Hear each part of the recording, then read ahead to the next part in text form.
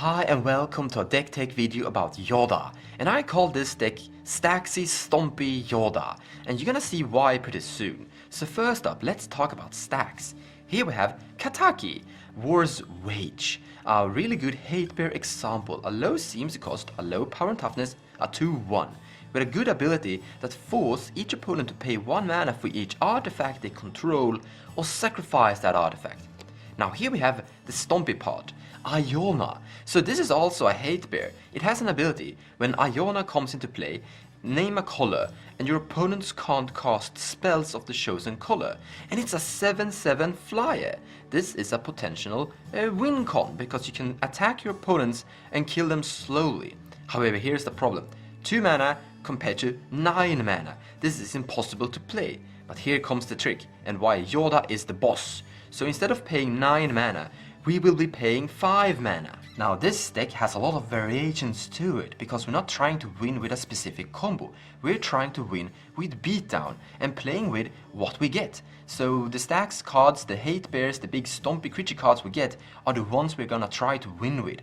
But this deck is also really consistent, because it has a kind of built-in the same opening with variations. Turn 1, put a mana dog into play. We have a lot of mana dogs in this deck to make this possible, but also mulligan down until you have a mana dog in your hand. Turn 2, we put a hatebear in play, or a stacks piece on CMC 2 or CMC 3, like this thing.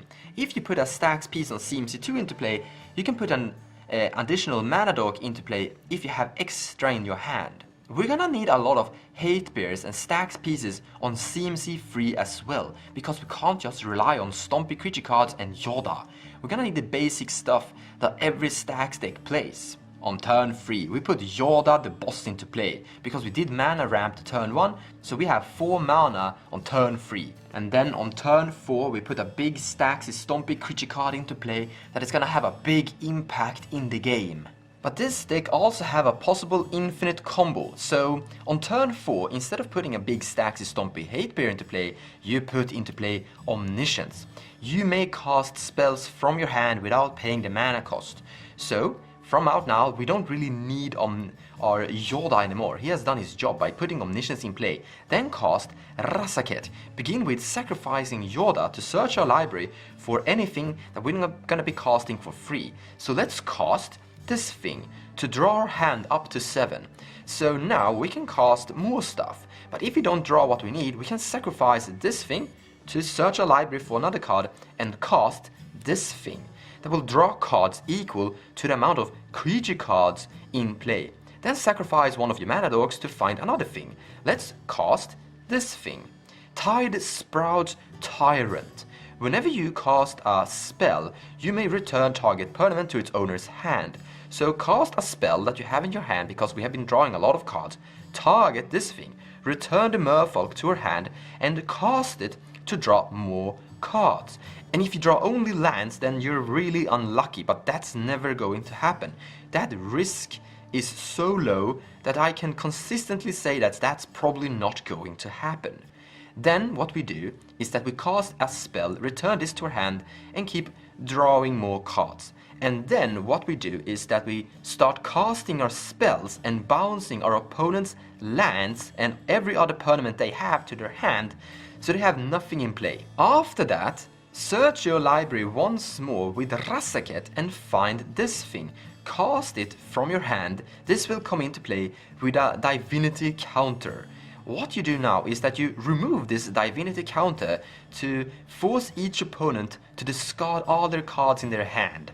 And what you do now is that you ask your opponents to concede, because you have your entire deck in play, because you have been drawing your entire deck with Omniscience and this thing, and your opponents doesn't have anything in play because you have been returning everything to their hand and they have been forced to discard everything, so you kinda have the game. This is also something that could possibly happen quite fast on turn 4, or maybe turn 3 if you're that fast, because paying 5 mana for a spell and then winning from that without no more need of mana is quite good.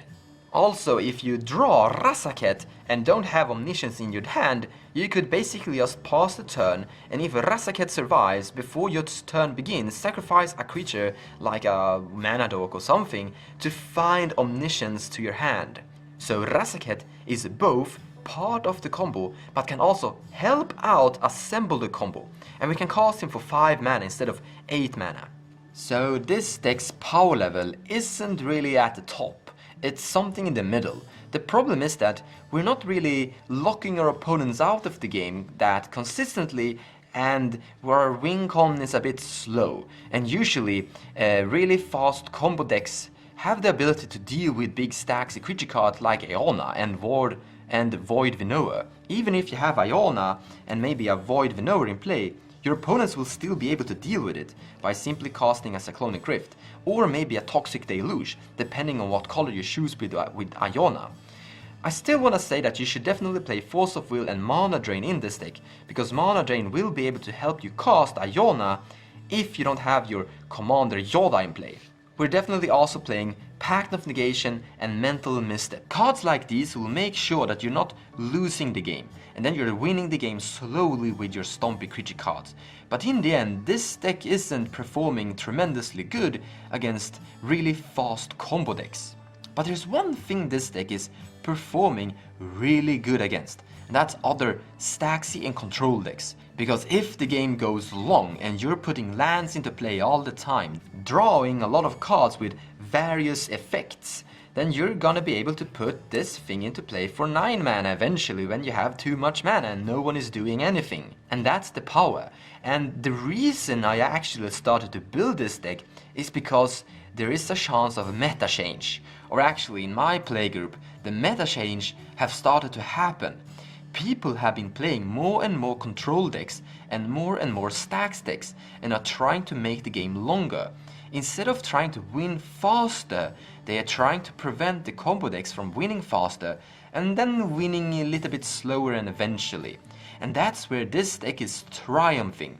So if the metagame changes too much, moving away from fast combo, then this is a deck that will be good, because this is the deck that only loses to fast combo, period. This deck is really good versus control decks and other stacks decks. This deck is probably really good versus Bloodpod. So let's take a look on some hatebears, some big stompy staxy hatebears that we play in this deck. So here's Karevik. I really like Karevik. Whenever an opponent casts a spell, Karevik may deal damage equal to that spell's casted converted mana cost to target creature or player.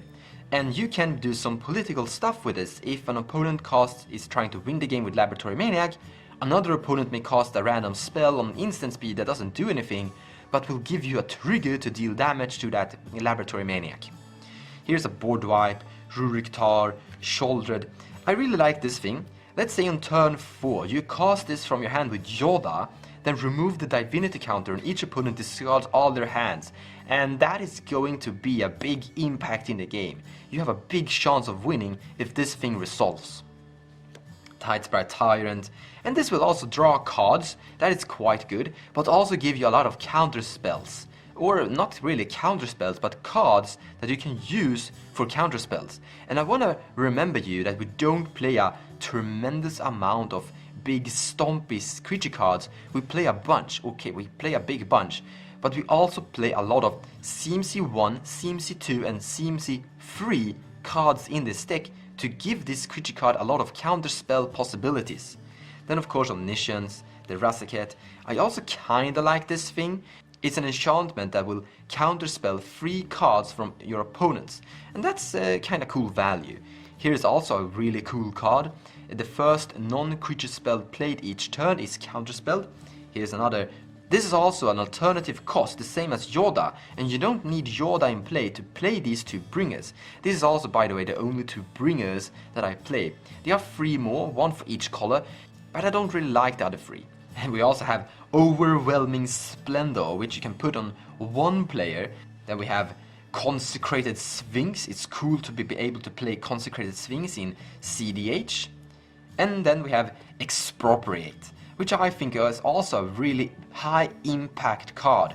Take an extra turn and steal an opponent from each opponent. That's just good. That's just also evil. One card that I highly recommend for this deck is Treasure Nabber. So whenever an opponent taps an artifact for mana, you gain control of that artifact and you will be giving it back later. But you can use these artifacts that you steal with Treasure Nabber to cast your really big expensive cards, like Expropriate. So if you don't have your commander in play, then maybe Treasure Nabber can help out casting Expropriate. This is also a very good hatebear against artifact decks, and there's a lot of artifact decks out there. So we have Kataki, we have this thing, this is really good. Rest in Peace is really good. This is nice, going to an opponent's deck and steal cards from them. That's a potential win con on its own. Here's also a hate piece, a stacks piece against artifacts, against graveyards. We'll draw a card really good against graveyards and we'll keep growing, becoming stronger. This is good versus Storm, but also a good spot removal. Another stacks piece against artifacts, some against Storm, graveyard. This is a kind of good card. This is also kind of good card. We're going for a beatdown game, so we're gonna be threatening people's life. Normally, Harsh Mentor doesn't do anything because opponent have too much life. But when your deck is aimed at dealing damage to your opponent's face, then Harsh Mentor kinda works. I wanna emphasize that you can't put Harsh Mentor into your deck unless your deck is also aiming at dealing damage to your opponent's face, because your opponents will just be ignoring the damage Harsh Mentor is dealing to them. We have some more big cards. Aven Mindcensor definitely must include, and then this thing, Grim Lavamancer. Quite a good card and overlooked. Tap it, tap 1 mana, exile 2 cards from your graveyard and deal 2 damage to target creature or player. Really good. I also wanna highly recommend Bloom Tender for this deck, because what you're currently looking at right now is a Bloom Tender who will be tapping for green, blue, red and white. If you have a permanent in play that is black, it will also tap for black. So that means that for only tapping this, you will produce this, and that is everything this deck wants to do. So I definitely think that Bloom Tender is almost a must-have for a deck like this. But this is the end of this deck tech tutorial. I hope you have enjoyed it and I hope you have been inspiring you in some way, because that is what I think deck tech videos should do.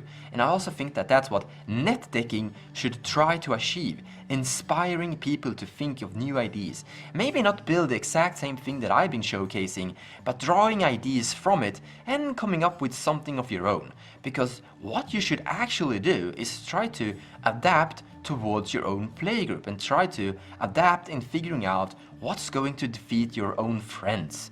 And maybe the big general concept of the big population, the community of cEDH. So in the end, I think that what I've been doing with this deck is quite on the spot. I've been thinking about how will my opponents and my playgroup deal with something like this, because we're all trying to make the game really long currently with control and stacks. So here is something that is just the biggest stacks and the biggest stomp in the game, and Jodah have that potential of smashing that into play. Thank you so much for watching, guys, and I'll see you in the next video.